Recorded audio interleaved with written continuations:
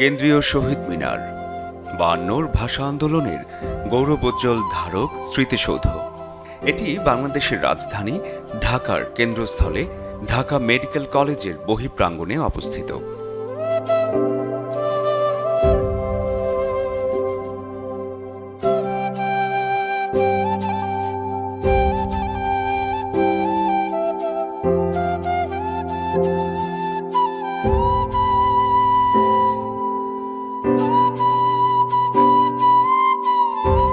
প্রতি বছর ২১শে ফেব্রুয়ারিতে এখানে হাজার হাজার মানুষ উপস্থিত হয়ে ভাষা আন্দোলনের শহীদদের প্রতি শ্রদ্ধার্ঘ্য নিবেদন করে। এটি ঢাকার কেন্দ্রস্থলে অবস্থিত অন্যতম পর্যটন কেন্দ্র।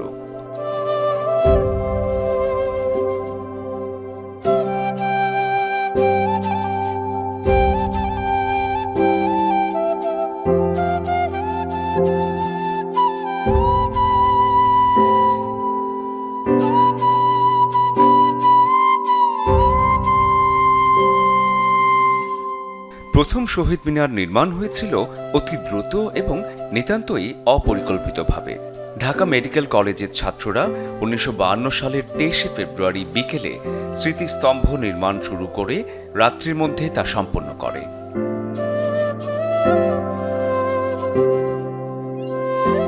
শহীদ মিনারের খবর কাগজে পাঠানো হয় ওই দিনই। শহীদ বীরের স্মৃতিতে এই শিরোনামে দৈনিক আজাদ পত্রিকায় ছাপা হয় শহীদ মিনারের খবর। মিনারটি তৈরি হয় মেডিকেলের ছাত্র হোস্টেলের ১২ নম্বর শেডের পূর্ব প্রান্তে, কোনাকুনিভাবে হোস্টেলের মধ্যবর্তী রাস্তার গা ঘেঁষে। শহীদ মিনারটি ছিল ১০ ফুট উঁচু এবং ৬ ফুট চওড়া। মিনার তৈরির তদারকিতে ছিলেন জিএস শরফুদ্দিন, ডিজাইন করেছিলেন বদরুল আলম, সাথে ছিলেন সাইদ হায়দার। তাদের সহযোগিতা করেন ২ রাজমিস্ত্রি। মেডিকেল কলেজের সম্প্রসারণের জন্য জমিয়ে রাখা ইট, বালি এবং পুরান ঢাকার পিয়ারো সর্দারের গুদাম থেকে সিমেন্ট আনা হয়।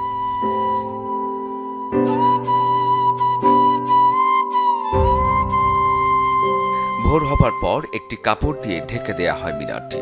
ওই দিনই অর্থাৎ ২৪ ফেব্রুয়ারি সকালে ২২ ফেব্রুয়ারির শহীদ শফিউরের পিতা অনানুষ্ঠানিকভাবে শহীদ মিনারের উদ্বোধন করেন।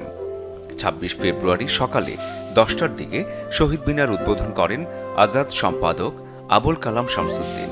উদ্বোধনের দিন অর্থাৎ ২৬ ফেব্রুয়ারি পুলিশ ও সেনাবাহিনী মেডিকেল কলেজের ছাত্র হোস্টেল ঘিরে ফেলে এবং প্রথম শহীদ মিনার ভেঙে ফেলে। এরপর ঢাকা কলেজেও একটি শহীদ মিনার তৈরি করা হয়।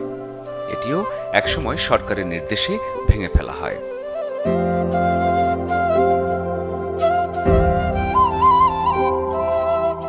১৯৫৪ সালের ৩রা এপ্রিল যুক্তফ্রন্ট সরকার ক্ষমতায় এসে ৯ মের অধিবেশনে ২১ দফার প্রতিশ্রুতি অনুযায়ী শহীদ মিনার তৈরি ২১শে ফেব্রুয়ারিকে শহীদ দিবস ও সরকারি ছুটির দিন হিসেবে ঘোষণা করে বটে, কিন্তু ওই বছর ৩০ মে ক্ষমতাচ্যুত হওয়ায় তা আইন সিদ্ধ করা সম্ভব হয়নি।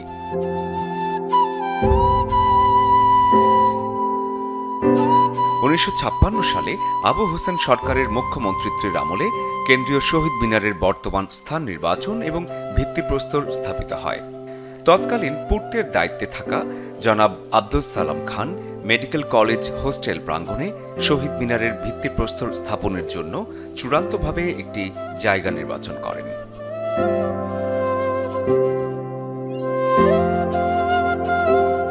১৯৫৬ সালের ২১শে ফেব্রুয়ারি তারিখে ভাষা আন্দোলনের অন্যতম শহীদ রিকশা চালক আউয়ালের ৬ বছরের মেয়ে বসিরনকে দিয়ে এই স্মৃতিসৌধের ভিত্তিপ্রস্তর স্থাপন করা হয়।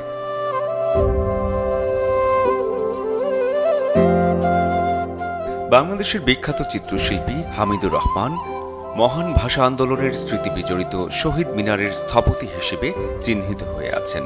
তারই রূপকল্পনায় ছিল স্নেহময়ী আনত মস্তক মাতার প্রতীক হিসেবে।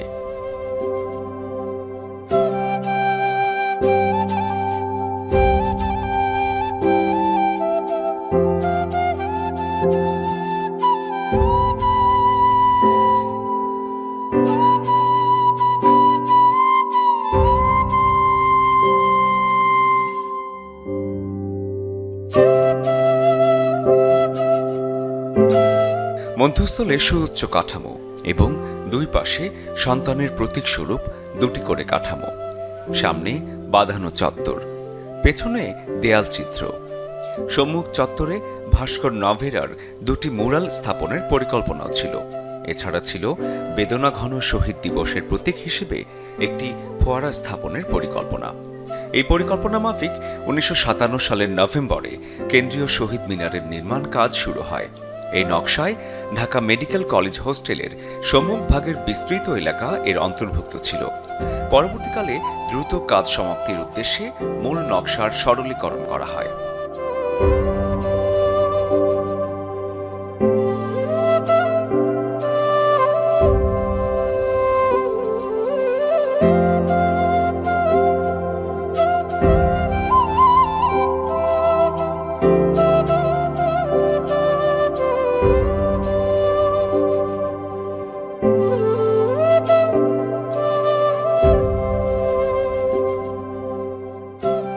১৯৫৭ সালের নভেম্বর মাস থেকে কাজ শুরু হয়।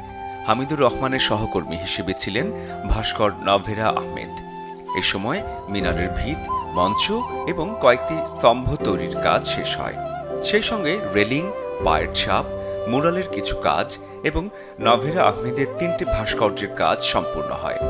কিন্তু ১৯৫৮ সালের অক্টোবর মাসে সামরিক আইন জারি হওয়ার পর শহীদ মিনার তৈরির কাজ বন্ধ হয়ে যায়। তা সত্ত্বেও ১৯৫৯ থেকে ১৯৬২ পর্যন্ত ৪ বছর ২১শে ফেব্রুয়ারিতে মানুষ এই অসম্পূর্ণ শহীদ মিনারেই ফুল দিয়েছে, সভা করেছে ও শপথ নিয়েছে।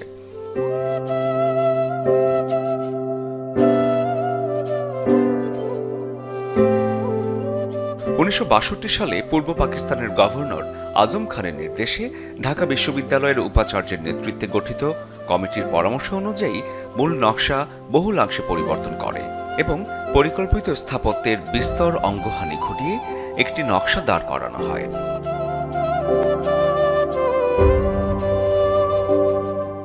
এই নকশা অনুযায়ী দ্রুত শহীদ মিনারের কাজ শেষ করা হয় এবং ১৯৬৩ সালের ২১শে ফেব্রুয়ারি এই মিনার উদ্বোধন করেন শহীদ বরকতের মা হাসিনা বেগম। এই সংক্ষিপ্ত এবং খণ্ডিত শহীদ মিনারই ২১শে চেতনার প্রতীক রূপে জনমানসে পরিচিত হয়ে ওঠে।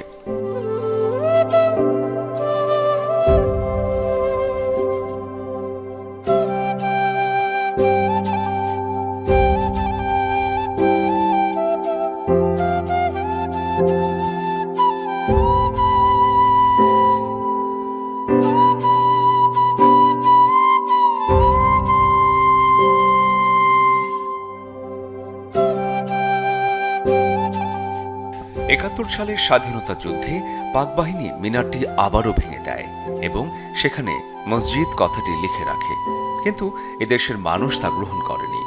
১৯৭২ সালে স্বাধীন বাংলাদেশে শহীদ মিনার নতুন করে তৈরির উদ্যোগ নেওয়া হয়। এবারও মূল নকশা পরিহার করে ১৯৬৩ সালের সংক্ষিপ্ত নকশার ভিত্তিতেই দ্রুত কাজ শেষ করা হয়। ১৯৭৬ সালে নতুন নকশা অনুমোদিত হলেও তা আর বাস্তবায়িত হয়নি। পরে ১৯৮৩ সালে মিনার চত্বরের কিছুটা বিস্তার ঘটিয়ে শহীদ মিনারটিকে বর্তমান অবস্থায় নিয়ে আসা হয়। বর্তমানের শহীদ মিনার তার স্থাপত্য ভাস্কর্যগত অসম্পূর্ণতা নিয়েই সংগ্রামের প্রতীক হয়ে দাঁড়িয়ে আছে।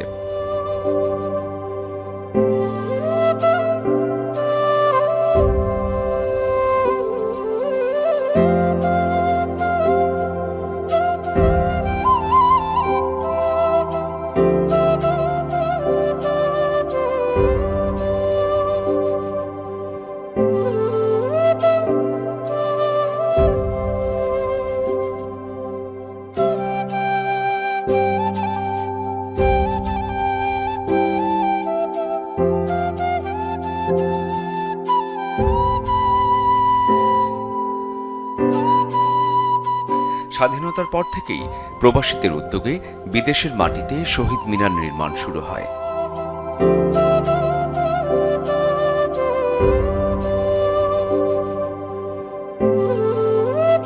1999 সালে ইউনেস্কো কর্তৃক 21শে ফেব্রুয়ারি আন্তর্জাতিক মাতৃভাষা দিবস হিসেবে স্বীকৃতি পেলে শহীদ মিনার আন্তর্জাতিক মাতৃভাষার প্রতীক স্বরূপ হয়ে ওঠে।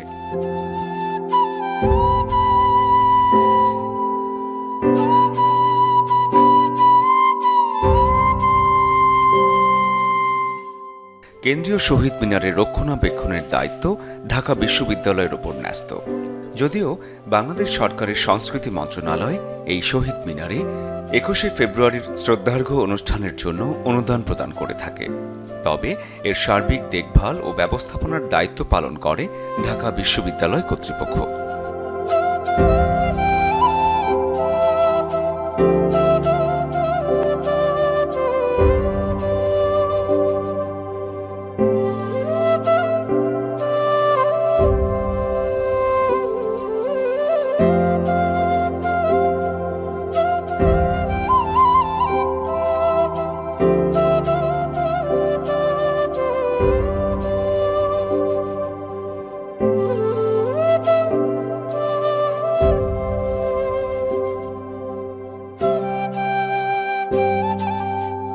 কিভাবে যাবেন কেন্দ্রীয় শহীদ মিনারে?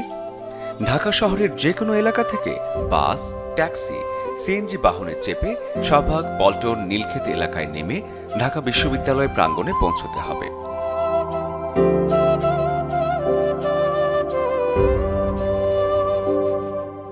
ঢাকা বিশ্ববিদ্যালয় এলাকার যে কোনো জায়গা থেকে রিকশায় চড়ে যাওয়া যায় কেন্দ্রীয় শহীদ মিনার। আর যারা মেট্রো রেল করে যেতে চান তারা সরাসরি ঢাকা বিশ্ববিদ্যালয় স্টেশনে নেমে হাঁটতে হাঁটতে দোয়েল চত্বর হয়ে কেন্দ্রীয় শহীদ মিনারে যেতে পারবেন।